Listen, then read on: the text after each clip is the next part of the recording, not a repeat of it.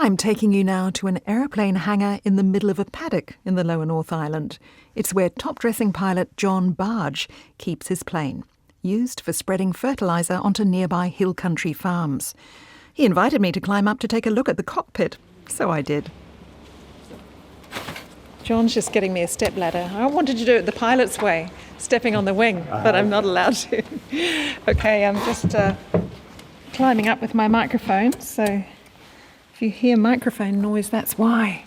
Oh, wow, it is a tiny little... Here he is. Here's John on the other side.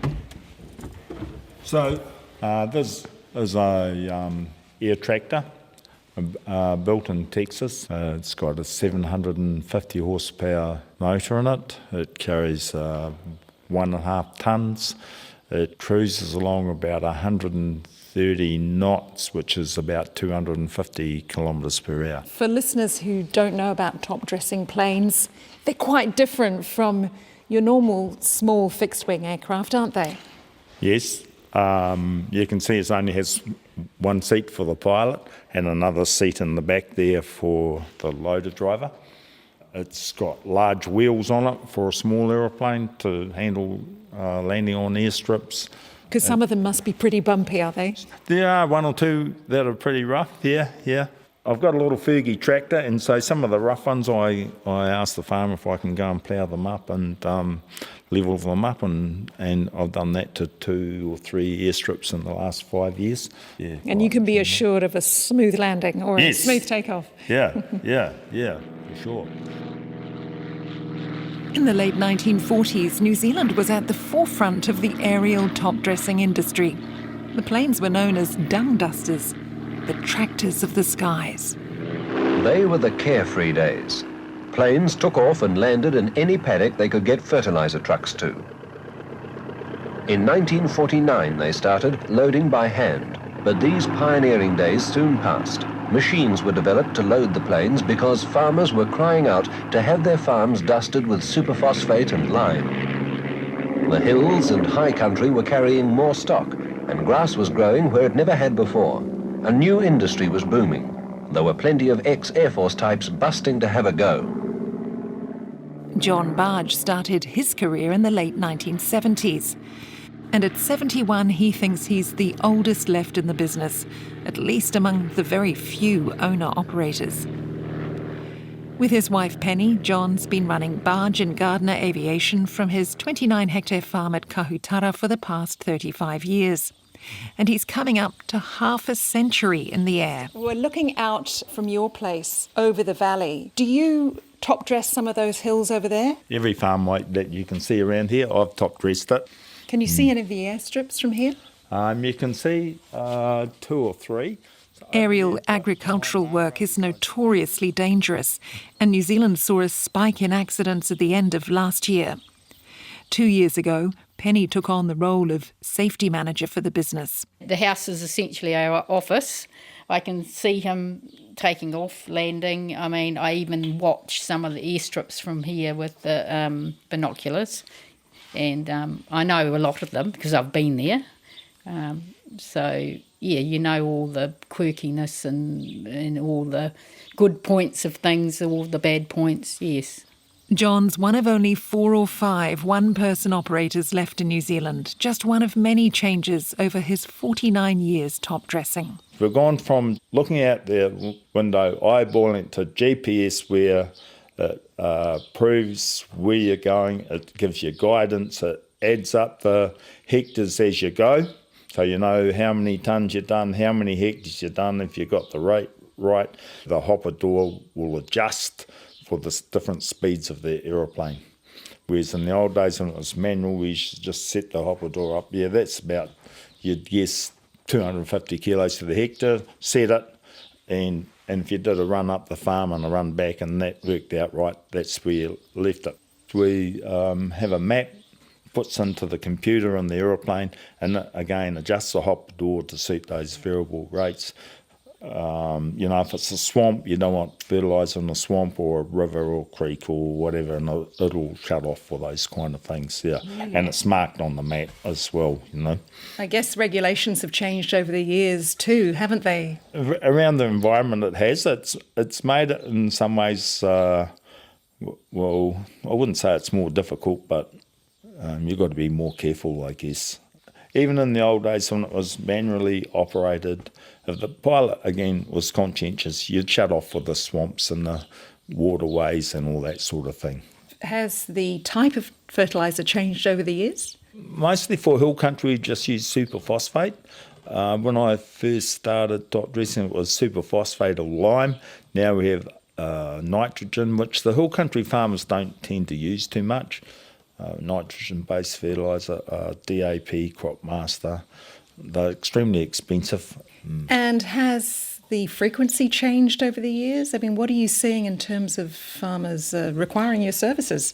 When I first started, the industry was quite subsidised. Like the farmers had a subsidy to buy the fertiliser, they had a subsidy to help for the cartage, and a subsidy to pay for the spreading, and they used to get SMPs, supplementary minimum price for their sheep, their wool and their lambs, and the cash flow for a farmer wasn't such a problem then.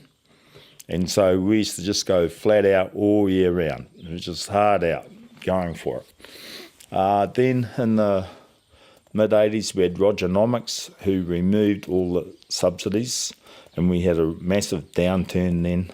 Yeah, how did you manage to keep going in those days?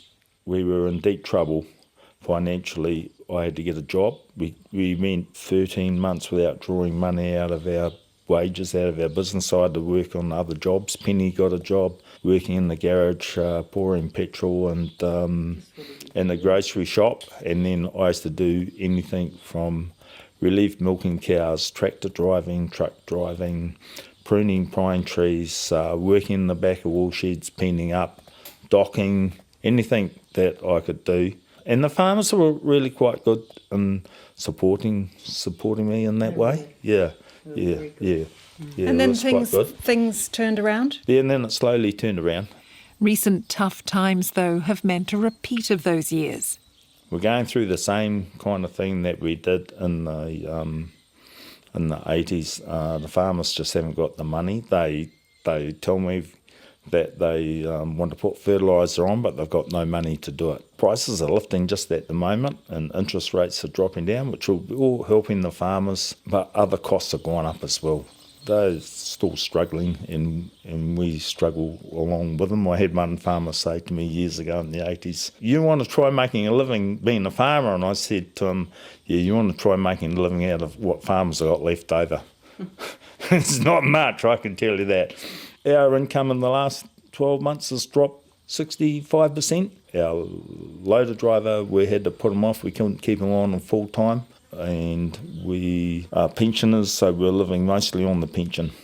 How's it looking for the coming season? You're just about to enter that busy period, aren't you? I think it'll be better than last year. Well, I'm hoping it will be, but it won't be great. Have you got bookings already? Or We've got 2 or 3 bookings, but you really can't tell until you're on the airstrip doing the job. Like, they ring up and say, "Yeah, we're going to do it," probably in a couple of weeks, and then you don't hear from them, and then there's, "Oh, no, we're not going to do it, we've changed their mind." Or yeah, how much does it cost, an average hill country farmer to have their land fertilised aerially? It's extremely expensive these days, probably $140 a hectare. A couple of years ago, it's probably $100 a hectare. The farmers will say to you, fertiliser are expensive, but it costs you more not put it on. They also say farming without fertiliser is like trying to drive your car without putting petrol in it. They just haven't got the money.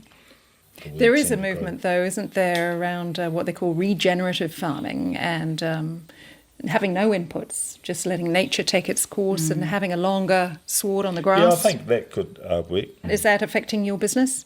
No. The ones there who think like that have always thought like that. The real hard part for us is the forestry. The forestry's taken over in the last 5 years, probably 6 or 7 farms. So John's pretty much seen it all. And this one here opens the lid. We're back in the hangar, leaning into that small cockpit where John spent many, many hours. Before we just used this is the manual lever. We used to just, about there, and push and pull on that lever all You don't day. use that lever anymore? No, we just have a switch there. You can hear it, hopper door opening and closing. It's better. I have to say it's better. What, do you prefer the old one? Well, the old one was simpler. John's recently notched up a milestone, 30,000 hours flying. Since I was just a little boy, maybe 7 or 8 years old, I wanted to be a top dressing pilot. Where'd you get that desire My from? father was always keen on aviation and he didn't do it, so I got encouraged from him. I guess it's challenging to fly a plane. It's freedom. You have the passion to fly. You've always had. Yeah. 10 years ago, if I hadn't been flying for about a week, people would say, "Oh, John's got withdrawal symptoms." You'd think, "Oh, tomorrow's going to be a good day and I've got all this work lined up," and I get so excited that I could hardly sleep at night. What about the challenges and the danger? And I guess, Penny, you'll have something to say about this. I know that John's a very good pilot. He's a very safe pilot, but you always have that thing in the back of your mind. But I've never dwelled on it. So, he will do what he needs to do, and he is safe. He doesn't take risks. And that's why he's here today, really. Yeah. Have you had any near misses, John? Oh, well, I've had some of those. I don't like to talk about that too much. But I've had some quite near misses which you think, I nearly wore at that time. It's the after, and your knees shake a bit, and your heart races a bit. Well, it happens that quick. You don't have time to really get hardly frightened. It's disappointing. You've got no aeroplane, no income coming in, and you still got to pay your insurance, you still got to pay your repayments, you still got to pay yourself. And Enough to make you want to give up. Just about, I suppose. Some people probably would, but never thought about giving it up. Aerial top-dressing pilot John Bargh. You also heard from his wife, Penny Bargh. John also flies vintage planes and trains pilots for the Sports and Vintage Aviation Society. And that archive sound you heard was with thanks to Archives New Zealand.